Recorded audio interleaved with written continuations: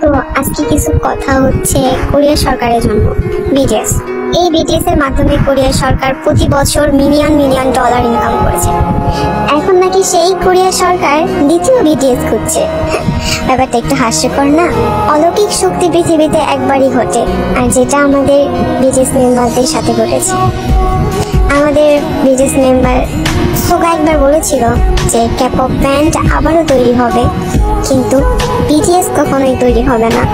আর এটা আমরা মন থেকে বিশ্বাস করি, আর এটা সত্যি বাস্তব, কখনোই হবে না। ক্যাপপ গ্রুপ তো অনেকগুলোই আছে, কিন্তু বিটিএস গ্রুপের মতো কয়টা আছে? না কখনো ছিল আর না কখনো হবে, কারণ পৃথিবীতে অলৌকিক শক্তি একবারই ঘটে। বিটিএস কোনো ক্যাপপ ব্যান্ড না, এটা একটা ফ্যামিলি যা কোটি কোটি আর্মি নিয়ে গঠিত। বিটিএস আর আর্মিদের মধ্যে যে সম্পর্কটা আছে সেটা কখনোই তৈরি হবে না। হাজার চেষ্টা করলেও দ্বিতীয় বিটিএস আর কখনোই তৈরি হবে না।